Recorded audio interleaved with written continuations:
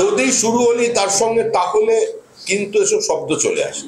যদি বলে কোথাও কোনো শব্দ নেই, আমরা পরিষ্কার করে দিচ্ছি একটি বিষয়, এটা নিয়ে দীর্ঘ বিতর্কের প্রয়োজন নেই।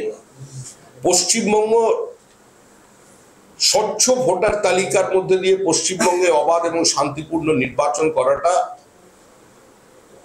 নির্বাচন কমিশনের কাছে একটা চ্যালেঞ্জ।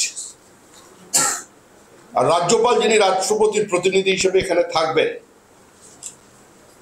তার এটা বিশেষভাবে দেখা দরকার যে নির্বাচনের ফল বেরোনোর পর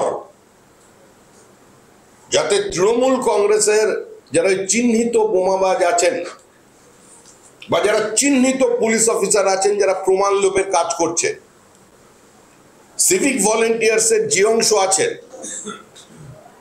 তাদের জীবন এবং তাদের শরীর যাতে অক্ষত থাকে সেটা দেখার দায়িত্ব কিন্তু তখন রাজ্যপাল। কারণ নতুন সরকার এলে তার তো একটা টিদিং পিরিয়ড থাকে, সে তো রাতারাতি সমস্ত প্রশাসনকে ঠিক করতে পারবে না, তার তো 15-20 দিন সময় লাগবে।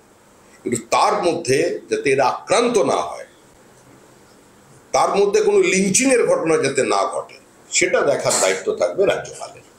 আমার প্রশ্ন, শিক্ষা ব্যবস্থা শুধরাতে পারবেন?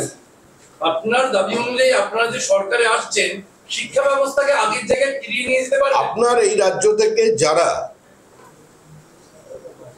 বর্তমান শিক্ষা ব্যবস্থার উপর ভরসা না রেখে ভিন রাজ্যে পাড়ি দিচ্ছেন, তার মধ্যে 90% রাজ্যই হচ্ছে বিজেপি শাসিত রাজ্য। এক সেকেন্ড, শিবাশিস যে প্রশ্নটা করল, আপনি বললেন যে রাজ্যপালের ভূমিকা বা রাজ্যপালের দেখা উচিত নির্বাচনের পর যাতে আক্রান্ত না হয়।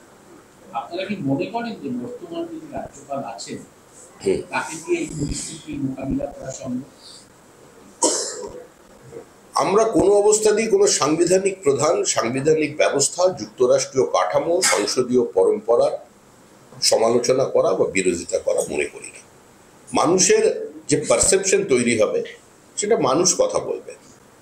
রাষ্ট্রপতির যিনি প্রতিনিধি, তিনি সম্মানের, তিনি রাজ্যের সর্বোচ্চ সাংবিধানিক পদে অধিষ্ঠিত আছেন।